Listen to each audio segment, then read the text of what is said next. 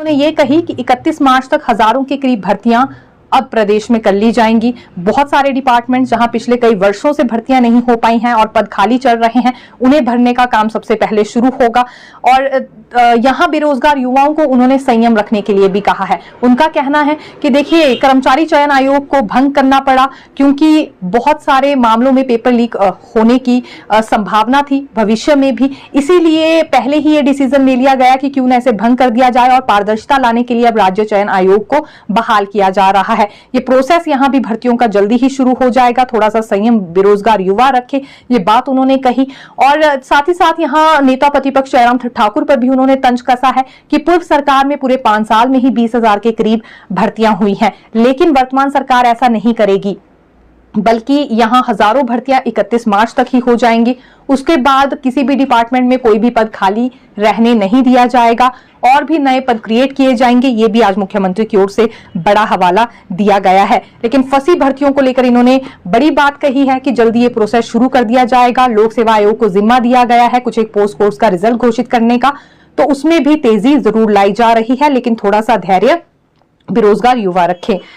जीओआईटी post code 817 पर देखिए इन्होंने अलग से जानकारी दी है, जिसमें मुख्यमंत्री का ये कहना था कि ये अभ्यर्थी भी परेशान ना हो, इनका रिजल्ट भी जल्दी घोषित कर दिया जाएगा। फिलहाल बारीकी से हम जीओआईटी 817 पर भी जानकारी लेकर आए हैं आपको।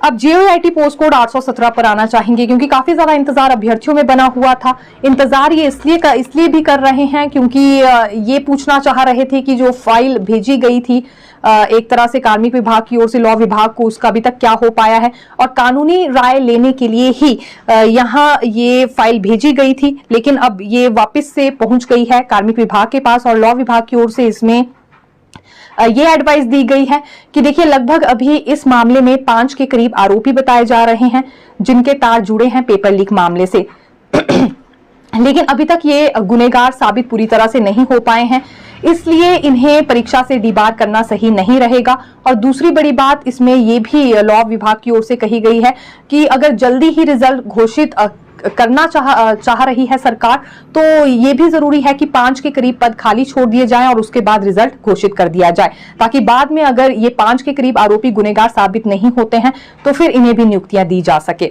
तो ये एक तरह से एडवाइस दी गई है। और दूसरी एडवाइस ये भी लॉ विभाग ने दी है कि अभी विजिलेंस ब्यूरो से भी चर्चा कर ले कार्मिक विभाग इसमें।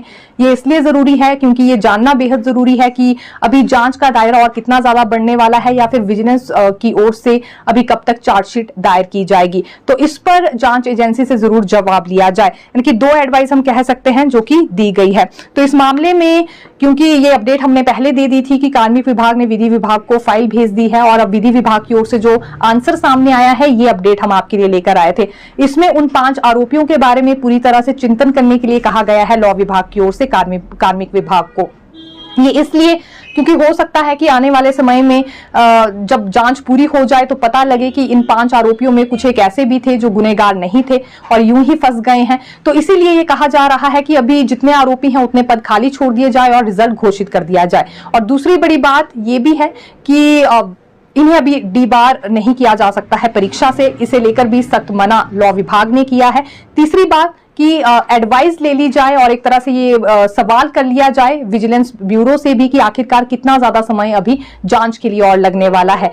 ये जानकारी लेना अब कार्मिक विभाग को काफी जरूरी है। हालांकि अभी देखिए मुख्य सचिव ही इस पर फाइनल फैसला लेंगे, अभी वो लौटे नहीं है, जैसे ही शिमला लौटेंगे तो आने वाले दिनों में इस पर फैसला ले लेंगे।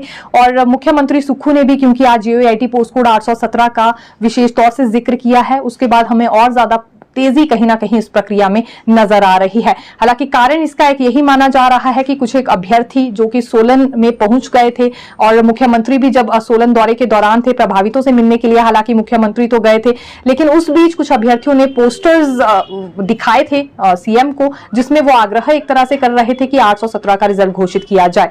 तो उसका एक ये गहरा प्रभाव है कि तेजी अब इस मामले में कहीं ना कहीं नजर आ रही है।